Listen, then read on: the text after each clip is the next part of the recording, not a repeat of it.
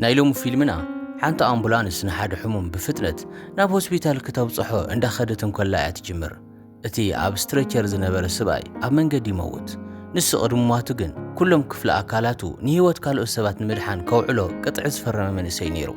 اتوم دكواتر دما شعو كفل أكالات الموزع مطبحتي جمرو قرواتو بزيت لمدى منقدي ازي ترير نبرة كاب قروات حرمات نلعلي استرر سلز نبرة نت مطبحتي ازي اقام غورو دحر قال غزيغن ات مطبحتي كودا امس قربه حنت نرس نداويت كابت كفل توصل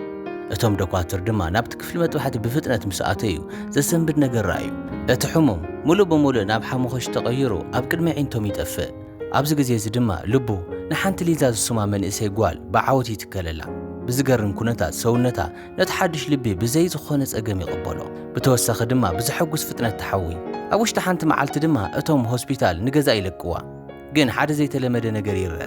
አቢዳ ወቃት ዝመስል ክብ ምልክት ይረአ እዚ ድማ ቀድም ሕጂ ዘይነበራ ነገር ይነሩ አቦሊዛ ናይ ሓደ ቴኳንዶ ጅም ወናን እዩ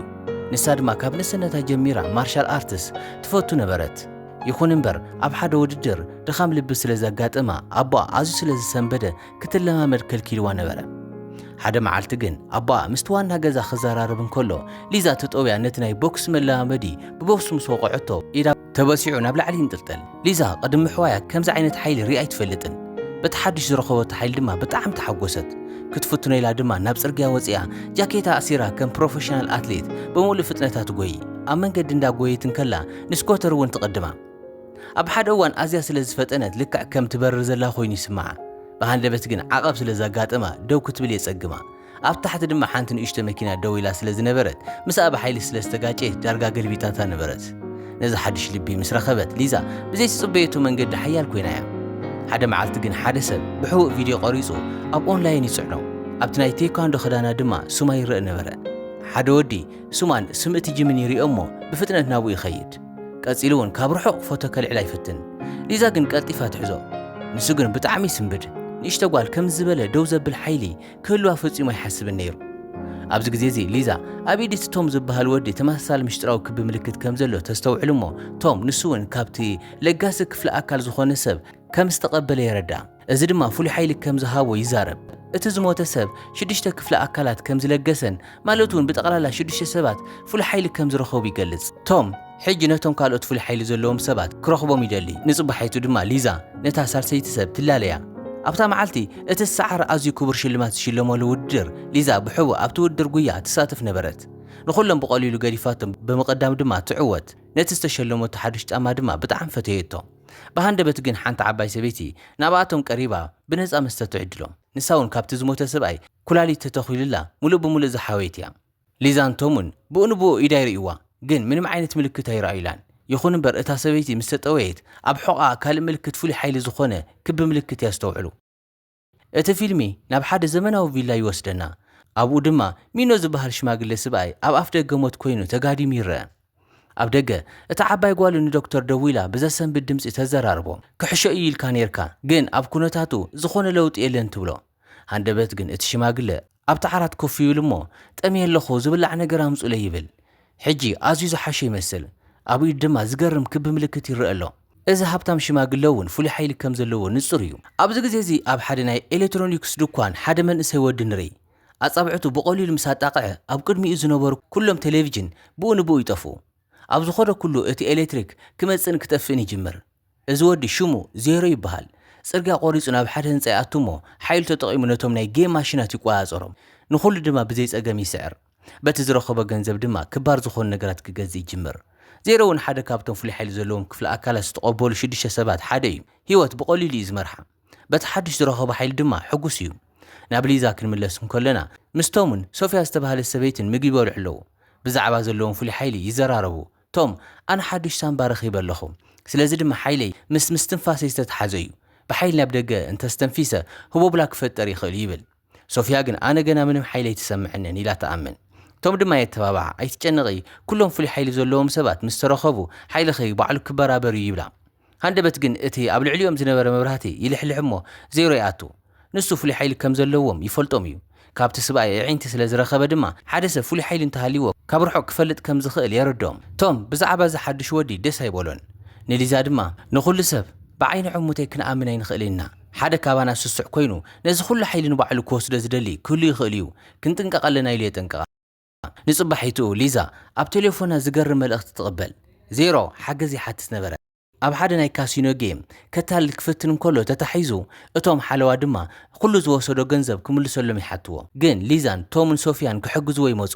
ቶም ግን ክሳብ ሕጂ ቅሬታ ኣለዎ እዩ ንዜሮ ስለዘይኣመኖ እግሩ እንዳሓኸኸ ናብ ሽንቲ ቤት ክኸይድ ፍቓድ ይሓትት ሊዛ ግን ብተግባር ቶም ኣዝያ ስለ ዝሓረቐት ካብ መስተ ሶፊያ ሓንቲ ሸምባቆ ወሲዳ ኣብ ትሕቲ ኣፍንጫቶም ትእትዮ ንሱ ድማ ብሓይሊ ይህንጥስ እቲ ዝወፀ ብርቱዕ ንፋስ ድማ ንኹሎም እቶም ሸፋቱ ይድርብዮም ኣብዚ ግዜ እዚ ናብቲ ሃብታም ሽማግለ ሚኑ ክንምለስ ከለና ምስ መሻርክቱ ብርቱዕ ቃልሲ ይገጥም ነገራት ኣዝዩ ስለ ዝገደደ ሚኑ ንመሻርክቱ ብኽሳዱ ሒዙ ኩሉ ህይወቱ ይመጠሉ ሃንደበት ድማ እቲ ሰብኣይ ብዘሰንብድ መንገዲ ይኣርግ ሚኑ ግን ቁርቢ ይንእስ ብተወሳኺ ናብ ቅድሚት ኸይዱ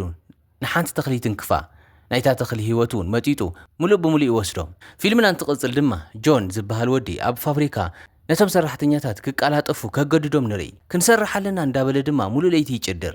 ሓደ ሰራሕተኛ ግን ይቃወሞ ሓለቓ እዚ እኹል እዩ ንሕና እውን እኮ ህይወት ኣለና ይብል ኣብቲ ግዜ ክርክር ድማ ደወል ሓደጋ ይድወሉሞ ብሰንኪ ድኹም መዐቀኒታት ድሕንነት ሓደ ሰራሕተኛ ካብቲ ልዓል ደብሪ ይወድቕ ጆን ድማ ብጣዕሚ ሓዚኑ ኣብ ልዕሊ እቲ ዝተጎድአ ሰራሕተኛ ኢዱ ይዕርፍ ድሕሪ ቁርብ ግዜ ቁስሊ እቲ ሰራሕተኛ ሙሉእ ብሙሉእ ይሓዊ ጆን ግን ብስውር ከቢድ ቃንዛ ይስምዖ ብሕውኡ ድማ ይሳቐ ብኻልእ ገጽ ድማ ጓል እቲ ሃብታም ሽማግለ ዝኾነት ቲና ናይ ኣቦ ሓድሽ ሓይሊ ካብቲ መጥባሕቲ ከም ዝመፀ ትርዳእ ብኡንብኡ ቲና ንጉጅላኣ ነቶም ብመጥባሕቲ ክፍሊ ኣካላት ፍሉይ ሓይሊ ዝረኸቡ ኩሎም ሰባት ክደልይዎም ትነግሮም ድሕሪ ሓፂር ግዜ ሓጋዚኣ ንኹሎም ክረኽቦም ከኣለ ኣብዚ ግዜ እዚ እቶም ሰለስተ ማለት እውን ሊዛ ቶምን ሶፊያን ኣብ ልዕሊ መኪና ሶፊያ ተሰቒሎም ካብቶም ሕጂ ሕነ ክፈድዩ ዝመፁ ናይቲ ካሲኖ ጋንግስተራት ይህደኑ ነበሩ እቲ ሓጋዚ ናይ ቲና ድማ ኣብ ቅድሚኦም ጸንሐ ኮይኑ ግን ሰለስተ መኻይን ኣብ ጽርግያታት ብዘይ ጥንቃቐ ይወዳደራ ነበራ ኩሉ ቦታ ዕግርግር ኮነ ሊዛ ነታ መኪና እንዳቃላጠፈት ትዝውራ ነበረት ነዊሕ ከይጸንሐት ነተን ዝስዕባኣ ዝነበራ መኻይን ኣዝያ ረሓቐተን ግን እቶም ናይ ካዚኖ ሸፋቱ ጨካና ስለ ዝነበሩ ምስ ዓቦም ኣየቋረፁን ቶም ድማ ብፍጥነት ብምሕሳብ ካብታ መኪና መስተታት ኣልዒሉ ናብቶም ጋንግስተራት ይድርብዮ ቀፂሉ ጻዕዳ ፈሳሲ ኣብ መስኮት እተን መኪናታት የፍስስሞ የዒንቶም ስለ ዝጋረዶም ካብ መንገዲ ይወፁ ንበዓልቶም ድማ ካብቶም 4 ሸፋት የምልጡ ግን ፍጥነት እታ መኪና ቀጥታ ናብ ሓደ ሬስቶራንት ከም ዝጋጨው ይገብር ምንም ከም ዘይተፈጠረ ብምምሳል ድማ ንሓደ ኣሳሳይ ይጽበይዎ ከም ዘለው መሲሎም ኣብ ውሽጢ ኮፍ ይብሉ ለይቲ ምስ ኾነ ድማ ካብቲ ሬስቶራንት ብሰላም ይወፁ ኣብዚ ግዜ ቶምን ዜሮን ብርቱዕ ቃልሲ ገጠሙ ቶም ብሰንከኻ ሎሚ ኩሉ ሰብ ክመውት ቀሪቡ ነይሩ ኢሉ ይጨደረ በኣሶም ድማ ቀጸለ ንኹሉ ሰብ ናብ ዝተፈላለየ መንገዲ ፈሓበሎ ሊዛ ነዚ ምስ ረኣየ ብጣዕሚ ትሓዝን ንሙሉእ ዓመት ብሕማም ምኽንያት ካብ ስራሕ ወፂያ ነይራ እያ ዕርኽቲ ነበርዋን ትምህርቲ እውን ርሑቕ ተዘክሮ ኮይንዋ ነይሩ ምስቶምን ሶፊያን ዘሕለፈቶ ግዜ ንዓኣ ኩሉ ነገር ኣይ ነይሩ ሕጂ ግን ኩሉ ዝጠፈ ይመስል ነይሩ ንጽባሒቱ ነገራት ምስ ተስተኻኸሉ ቶም ይቅርታ ክሓትት ናብ ሊዛ ቀረበ ቀፂሉ እውን ብሕርቃን ተደፋፊአ ብሓቂ ይቅርታ በጃኺ ይቅር በልለይ ይብላ ሊዛ ፈለማ ከም ዝተረረት መሰለት ኣብ መወዳእታ ግን ይቅርትኡ ተቐበለት ብሓባር ኮይኖም ንኣርባዕቲኦም ኣብ ሓደ ቦታ ንምጥርናፍ ክሰርሑ ጀመሩ ኣብዚ ግዜ እዚ ሓጋዝ ቲና ዝተሰኣሉ ቪድዮታት ናይቲ ጉጅለ የርእያ ቲና ዘስካሕክሕ ውሳነ ትውስን ነዞም ፍሉይ ሓይሊ ዘለዎም ሰባት ክሕዝዎም ኣለዎም ሓይሎም ብምውፃእ ድማ ዘደንቑ መድሓኒታት ማንም ክሕክሞም ዘይኽእል ሕማማት ዝፍውሱ መድሓኒታት ክትፈጥር ከም እትኽእል ትዛረብ በዚ ምኽንያት ድማ ዝያዳ ከም እትህብትም ትሓስብ ሕጂ ሊዛ ሶፊያን ዜሮን ናብቲ መራኸቢ ነጥብ በፂሖም ኣለዉ ዜሮ ድማ መን ጸላም ከብዲ ከም ዝተተኸለሉ ድሮ ፈሊጡሎ ኩሎም ድማ መምጻእቲ ሓድሽ ኣባሎም ይጽበዩ ነበሩ ብሓባር ኮይኖም ክእልሽዎ ድልዋት እዮም ናብቲ ፋብሪካ ክንምለስ እንከለና ድማ ጆን ምስ ሓላፊኡ ይዘራርብ ነይሩ ጎይታይ ንሰራሕተኛታት መዐቀኒታት ድሕንነት ክንውስኽ ኣለና ኢሉ ተማሕፀነ እቲ ሓላፊ ግን ብዛዕባ ህይወት ሰራሕተኛታት ብዙሕ ኣይግደስን ነይሩ ጆን ስርሑ ንምውዳእ ኣብ ግዜ ምሳሕ እንዳሰርሐ ከቢድ ጸቕጢ የጋጥሞ ነበረ እቶም ደኺሞም ዝነበሩ መሳርሕቱ ክበልዑ እንትኸዱ ኣብቲ ቀረባ ዝነበረ ታንከር ናይ ጋዝ ክልሑኽ ከም ዝጀመረ ኣይፈለጡን ኣብቲ ደገ ድማ እቶም ሰለስተ ፍሉይ ሓይሊ ዘለዎም ሰባት ቶም ክጽንበሮም ይጽበይዎ ነበሩ ሃንደበት ግን ዓብይ ፍንጀራ ነቲ ፋብሪካ እናወጾ ጆን ጉድኣት ንምቕናስ ተስፋ ብምግባር ነቶም ሰራሕተኛታት ከውጾም ጀመረ ሓደ ሰራሕተኛ ግን ኣብ ድሕሪ ማዕጾ ድሕንነት ተዓጽዩ ተረፈ ጆን ብጣዕሚ ፈረሐ ቆቢዕ ሒዙ ነቲ መስኮት ክሰብሮ ፈተነ ግን ምንም ኣይሰርሐን ልክዕ ኣብቲ ግዜቲ ሊዛ በጽሐት ነቲ ማዕጾ ብዘደንቕ ሓይሊ ረጊጻ ኸፈተቶ ብተመሳሳሊ ግዜ ድማ ነቶም ኣብቲ ፍንጀራ ዝነበሩ ናይ ጋዝ ሲሊንደራት ኣልዕለቶም ይኹን እምበር እቲ ውሽጣዊ ኤሌክትሮኒካዊ ማዕጾ ድሕንነት ዳርጋ ክእቶ ዘይኽእል ኮይኑ ተረፈ ሕጂ ናይ ዜሮ ተራዩ ብሓንቲ ምጥቃ ዓጻብዕቱ እቲ ሓያል ማዕጾ ብዘይጸገም ተኸፈተ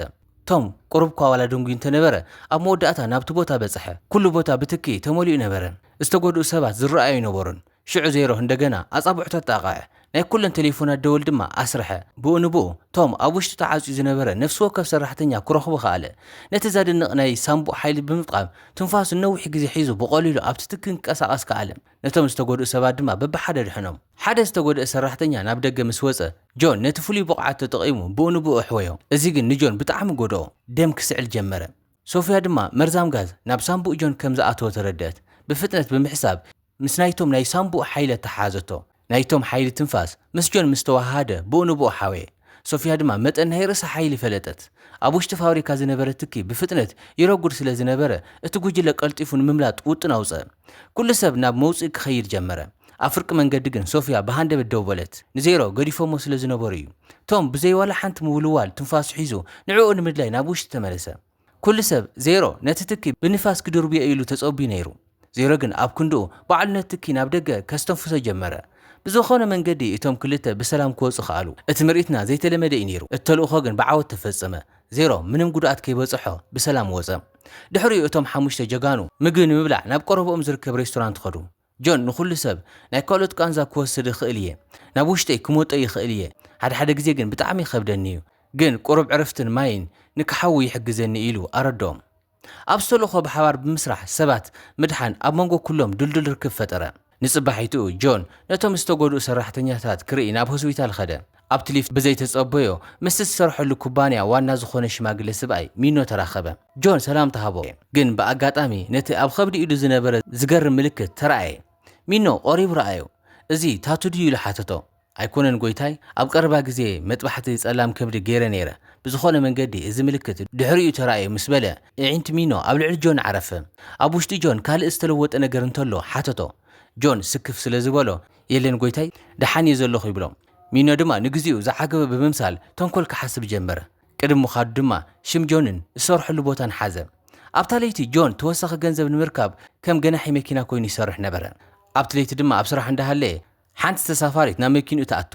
ካልእቲ ዘይኮነትስ ሓጋዚት ቲና እያ ነይራ ነዊሕ ከይጸንሐ ጆን ኣብ ሆስፒታል ተበራበረ ቲና ንዶኳትር ጸላም ከብዱ ኣውፅኡ ወይላ ኣዝዛቶም ነበረት እቲ መጥባሕቲ ቅድሚ ጅማሩ ሚኖ በጽሐ ዕላሙ ጽቡቕ ኣይነበረን ነቶም ዶኳትር ገለ ክፋል ናይታ ጸላም ከብዲ እንተተሪፉ ክንደገና ክበቁል ድዩ ኢሉ ሓተተ እቲ ዶክተር እወ ምስ በለ ሚኖ ንጆን ሒዙ ሓይሉ ካውፅኦ ፈተነ ጆን ግን ተቃወመ ሚኖ ጉልበቱ ክመጠሎ ይከኣልን በዚ ድማ ስለ ዝሓረቐ ኣብ ቀረብኡ ንዝነበረ ዶክተር ፈተኖ ህይወቱ ብምምጣት ድማ ብኡንብኡ ቀተሎ ሚኖ ሓይሊ ጆን ኣብ ተራ ሰባት ጥራሕ ከም ዝሰርሕ ኣብ ካልኦት ፍሉይ ሓይሊ ዘለዎም ሰባት ከም ዘይሰርሕ ተረድኦ ሽዑ ሚኖ 9% ጸላም ከብዱ ናይ ኣውፅዎ ክንደገና ምእንቲ ክበቁል 10 ግደፉሉ ኢሉ ኣዘዘ ግን እቲ ጸላም ከብዲ ሙሉእ ብሙሉእ ኣይተረኸበን ቲና ንጉጅላ ነቶም ዝተረፉ ፍሉይ ሓይሊ ዘለዎም ሰባት ክሕዝዎም ኣዘዘት ኣብዚ ግዜ እዚ ቶም ካብ ድኳን ልክዕ ክወፅእ ክብል እንከሎ ጽቡቕ ክዳን ብዝተኸደኑ ሰባት ተኸበበ ናብ መንደቕ ጸቒጦም ብምሓዝ ብመደንዘዝ ነብሱ ካስሕትዎ ፈተኑ ንሱ ግን የስተንፍስ ኣይነበረን ዘድሕኖ ናይ ሳምቡእ ሓይሉ እዩ ነይሩ ንሳቶም ድማ ክስሕዎ ጀመሩ ንካስተንፍስ እውን ኣገደድዎ ኣብ መወዳእታ ድማ ነፍሱ ሒቱ ወደቐ ሶፊያን ዜሮን እውን ድሕሪ ሓፂር ግዜ ተጠቂዖም ተተሓዙ ኣብ መወዳእታ ሊዛ ልክ ኣብ ኣፍ ደገ ገዛ ተኸበት ነቶም ጉጅለ ምስ ረኣየ ኣቦኣ ጓለይ ህድእ በሊ ኣነ ክሕዞም እየ ይብላ ግን ማስተርጂ እቲ ሽማግለ ስልጣኒ ሕጂ ንደቂ 14 ዓመት ህፃናት ከሰልጥን ዝኣክል ጥራሕ እዩ ነይርዎ እቲ ኩነታት ካብ ቅድሚ ሕጂ ዝለዓለ እዩ ነይሩ ንኣቦኣ እቲ ኩነታት ንምድንጋር ሊዛ ነቶም ጸላእቲ ብሕቡእ ተጥቅዖም ነበረት ኣቦ ሊዛ ንኹሎም ጸላእቲ ዝሰዓረሙ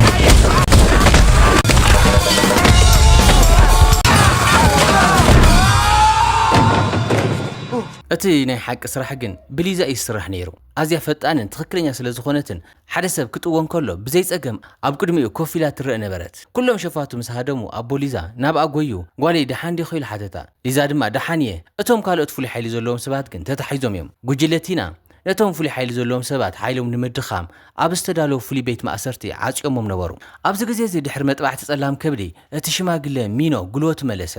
ካብ ጓሉ ንላዕሊ መንእሰይ መሰለ ሕጂ ናብ ዝበለጸ ንእስነት ተመሊሱ እዩ ቲና ኩባንያ ንምቁጻር ናይ ኣቦኣ ሞት ትጽበ ነበረት ሕጂ ግን ብህይወት ምስ ረኣየቶ ናይ ርእሳ ውድቀት ክኸውን ከም ዝኽእል ተረድአት ሚኖ ናብ ገዛ ኸደ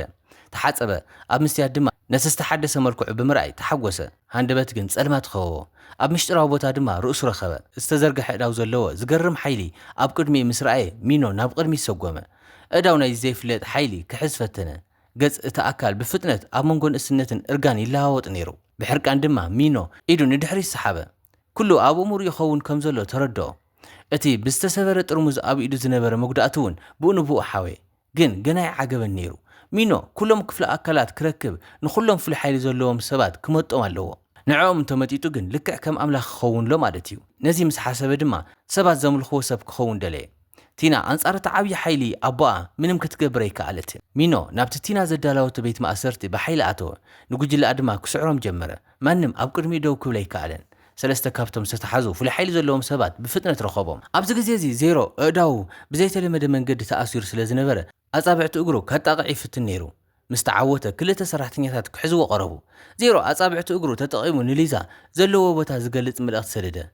كل من تقع دما ناي صوفيا مع صوبيت ما أسرت خفته توسخ سقم تقدمو صار دما حال دكتور مزيو نفسه صحته ليزا نعرفتا نمدحان تدالوت أبا أنا تخونتات مسفلته كابت زحالف عوتات زرخوبه مولو تبعت حيزو تسأمبرا ناي زيرو حادي ناي كورني عيني دروز ينيرو بعدل جن اتخليت عينو دحان نيرا سلا أوانا ومبربار اتاسترفت عينو دحان كوينا ترفت مينو نزيرو نمقدا نجون هابو كس بكس سلام كبد جون جن كندغنا كتبقل جمرت حيلو دما تملسه جون إيد زيرو حيزو نتاستقولت عيني بتحدش بقعد حوايا مينو حيلو نمرأي زي حاو حمام زلوهم سبات بمعدام هزباو مدبات دالوه مينو بنقسنو تمرأي نخل سبات النغا نتناي إرقان ملكو عزا حزمن داق بمفراس حيلو رأيهم اتمريت قنتهم سبات بالطعم فرحة فتروا لهم سنبيدهم منبر ايام لخوان نيرهم مينو بو ميلو كأيرا ناي حادثون كل سباي إيد حيزو نتي كاب جونز وصد حيل تطعيمو ملو بملو حويو دحريو نابحانت بصون عزا حامت من اسي قوال كيدو ناب ملو تعنا عملسا اتزي بادنا او تزاربه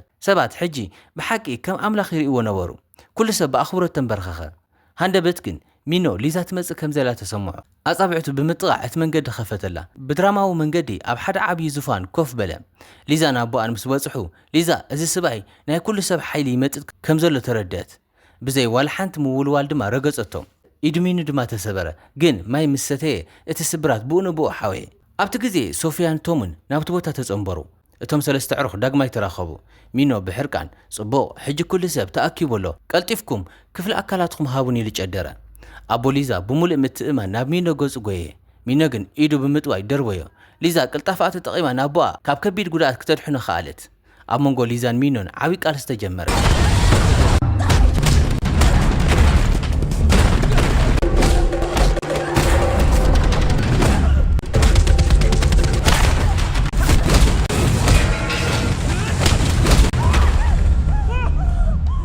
كلتيهم فلي حيل زلهم سباتيهم فنجران سبربارن اب كبابي يبرر نبره ليزا ناي حدا كفل اكل حيل طرح ينيروا مينو گن كاب سلسته زرخوب حيل نيروا بفتنه كحيلا جمره نزم سرايو توم سفيان كحجزوا غويو توم حيال نفاس سدده نمينو ندحريتان بدبدو مينو بحركان اصابعتو اب جنبارتهم صقيتو نفسا سحتو دحري نسوفي حازا نساغن حيلا نابرسا كتم حلال في جمرت نمينو دما اسنبدتو صوفيا بحق حيل كتقواصرن كتمتنن كمتخل تردا مينو اتسترف حيلكم حجهاوني شعو كسرق ايدليننيو الى جدره لك عبت غزيتي زيرون جونن بصحو نابتو قد ما تصنبرو حجي كلهم حمشيوم بحبر انصار مينو دوبلو مينو كلهم بحد متقع كچفلهم تدالو كل حيل اكبه لذا ابقدمي دوبلت نتوم ملكت نمهاب كتفاز جمرت توم نتملكت بمردا ناب ليزا نفاس سدده ناب قدمي دفا بستحدث حيلن قراصنتن ليزا نمينو بحيال بوكس وقعتو ندحريت مملاس ابيت كلهم حمشتهم جوغانو انصار اتي املاخ يزبل مينو طلعلو نفس وقف بوخسي نفس وقف نفاس نفس وقف فنجرة نتمريت هنوصو قارسي نهيوتن فتحن دما بوقع جمرة لذا بينا خط واقع كالتن سلازل كلهم حمشتهم نعانم حجاز حيل ما وهادو مينو جن بزي حجازي حيال نبره زيرو كباس ابعت بزفتر مبرق كتقع كفتن كله مينو نتا اب خبابي يوز نبره الكتريك بحيل قاصور نبره يكون بر ازيون نمينو نمسعرو خلاي نبرن نوح كيصنح عبيت عندتات نيتا ادراش كنقعن كودقن جمره حاولتات ودقو نتا اب تحتيو زنبره ناي حصين قرصي ارأيو اذا كل عغرغر اندهالو اتي اب تحت زنبره حزبي نتا حدش املاخهم داملخو وفيات كوينهم قصلو مينو استغودا كل قسلو بؤن محواي كاب مريت ما يسحابه بزسن بدمريت حيلي نخلهم كم كعسونا مستفاله لان فدربيهم قصيلو نليزا بخساره حزا كاب افا دم كم زفسس غبره ناف صوفيا دما ايدو سدده اتوم حمشته جوغانو گن حابيروم نمين حيزو ما دقسو ሶፊያ ናይ ምሕዋይ ሓይላ ብፍጥነት ናብ ሊዛ ኣመሓላለፈቶ ንሚኖ ናይ ምሕዋይ ዓቕሙ ገፈፈቶ ሕጂ ሊዛ ካብኡ ብብዙሕ እፅፊ በርትዐት ሙሉእ ሓይላ ተጠቒማ ንሚኖ ከም ናይ ቦክስ መለማመዲ ወቕዖቶ ድሕሪ ቁርብ ግዜ ነብሱ ስሒቱ ኣብ መሬት ወደቐ እቲ ኣብ ልዕሊኦም ዝፈርስ ዝነበረ ህንፃ ነቶም ኣብ ታሕቲ ዝነበሩ ሰዓብቲ ሰባት ኣፈራርሖም እቶም ሓሙሽተ ጀጋኑ ግን ብምትሕባር ንኹሉ ሰብ ኣብ ግዜኡ ኣድሕንዎም ንሚኑ ግን ሓይሎም ንምስራቕ ፈተነ ናይ መወዳእታ ዕድል ተጠቐመ ኣብቲ ግዜ እቲ ግን ኣቦ ሊዛ ተጠዊ ንሚኖ ረገጾ ናይ መወዳእታ ሓይሊ መጠጠሉ ብንብኡ ናብቲ ናይ ቀደም እርጋኑ ተመለሰ ናብቲ ዝተንስአሉ ዙፋን ድማ ተመሊሱ ወደቐ እቲ ህዝቢ ነቲ ናይ ብሓቂ መልክዕ ናይቲ ኣምላኽ ዝብልዎ ዝነበሩ ምስ ረኣዩ እቲ ሓቂ ክከሓድ ዘይከኣል ኮነ ሚኖ ኩሉ ነገሩ ሰኣኖ ሓይሉ ተመንጢሉ እዩ እቶም ሓሙሽተ ጀጋኑ ግን ተዓዊቶም እዮም ኩሎም ብምትሕባር ድማ ንዝሓየለ ሓይሊ እውን ከም ዝስዕሩ ኣመስከሩ እምበኣር ከስኩራት ተኸታተልትና ናይ ሎም ፊልምና ነዚኣ ትመስል ነይራ ክሳብ ብኻሊእ ፊልም ረኻብ ሰናይ